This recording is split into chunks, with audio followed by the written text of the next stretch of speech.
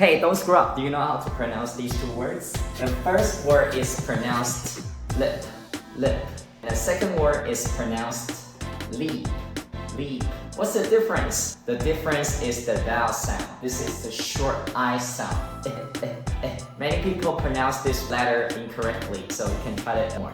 Let's practice. But it, bit, it, kit, sim,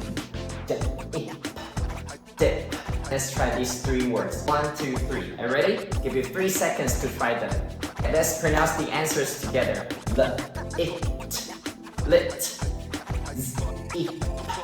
zip, zip, dip.